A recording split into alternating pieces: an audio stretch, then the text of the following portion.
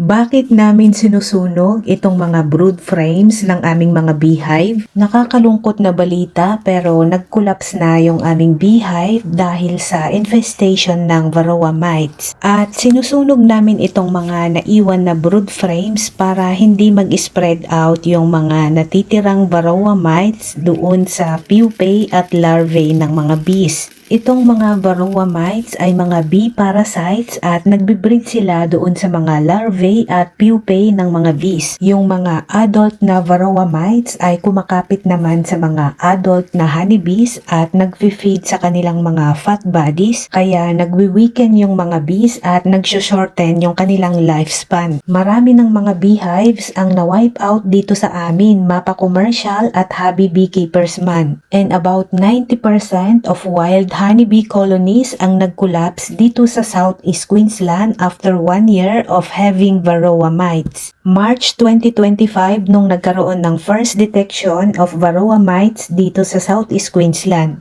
Nung year 2025 ay okay naman at very strong ang aming bee colony. Na i-split pa nga namin ito kaya kami nagkaroon ng second beehive. At dahil very strong yung aming colony ay nag-split pa kami into nucleus hive at yun naman ay nabenta ko na. Year 2026 nung napansin namin medyo nag-slow down na yung aming mga bees. Unlike nung year 2025 na mabilis nilang punuin yung mga honey frames. Kaya madalas ang pag-harvest namin noon ng mga honeycomb at liquid honey straight from the hive. Itong first half of 2026, January to June ay okay pa rin naman yung mga bee colonies. Nakaka-harvest pa rin kami ng honey pero hindi na ganun kasing lakas nung 2025. At ang kagandahan pa noon ay naiparanas namin sa aking mga parents ang mag-harvest ng honey nung nagbakasyon sila dito sa Australia nung April to May this year. 2 beses pa kaming nag-harvest ng honey kasi yung mga iba dito ay iniuwi nila papalik ng Pilipinas. Ang last na beehive check namin ay June 1st week nung nag-uumpisa na ang winter dito sa Australia at so far ay okay naman yung aming mga bee colonies. 3 weeks after our last beehive check ay napansin namin na parang wala nang pumapasok at lumalabas na bees sa aming beehive. At nung chinek namin ay doon namin napansin na wala na palang mga bees yung aming beehive. Kaya sinunog namin yung mga naiwan na brood frames para yung mga varroa mites doon sa loob ay hindi na mag-spread out sa ibang mga bees. Hinarvest muna namin yung mga honey doon sa brood frames bago namin ito sunugin. Wala namang mga varroa mites doon sa honey kasi ang pinupuntirya nila ay yung mga larvae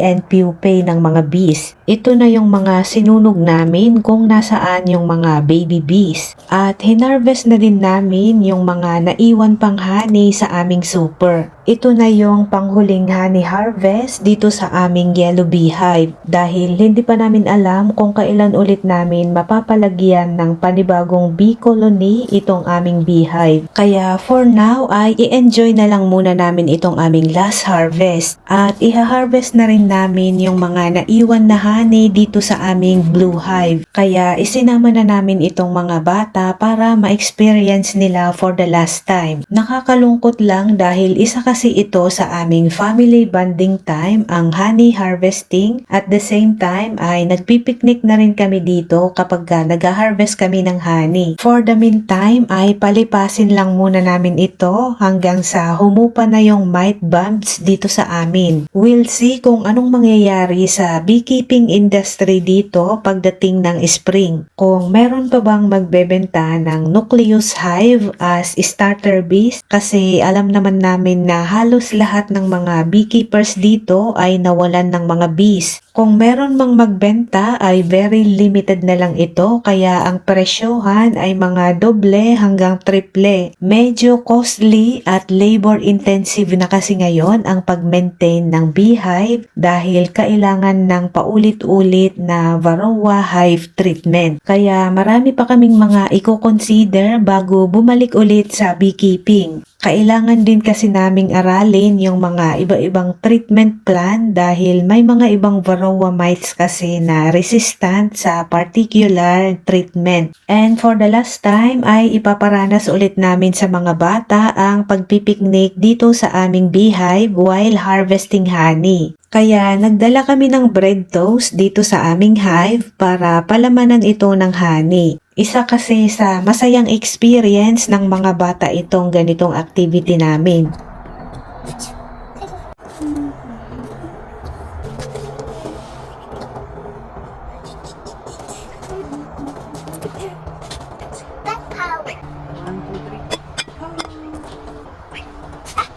Medyo mas darker itong honey na hinarvest namin dito sa gitna ng frame. At ito na yung aming mga na-harvest pero patuloy pa rin sa pag-flow yung aming honey. First time namin ito na mag-harvest ng honey in the middle of winter. At dahil malamig ay mas mabagal yung pagdaloy ng honey kaya inabot na kami ng dilim. Kaya itong dalawang maliliit na glass jars ay iiwan lang namin dito at babalikan namin mamayang gabi after namin mag-dinner. Mabuti na lang at nai-harvest na namin yung mga honey na naiwan dito sa aming mga beehives dahil weeks later ay may mga rubber bees na dumating sa aming mga hives at ang ginagawa nila ay fino-forage nila yung mga natitira pang honey dito. Kung nagkataon na hindi namin na-harvest ito ay uubusin nila yon at wala na kaming maiha-harvest. Pag naamoy ng mga forager bees yung honey dito sa hive at napansin nila na walang guard bees ay talagang sisimutin nila ito. Magtatawag sila ng rest back sa kanilang colony. Itong mga bees na ito ay pwedeng galing sa other beekeepers hive o kaya naman ay sa wild colony. At hinahayaan lang namin sila na simutin yung mga naiwan pang honey dito. Maraming salamat sa inyong panonood at i-update ko muli kayo next time sa aming beekeeping journey.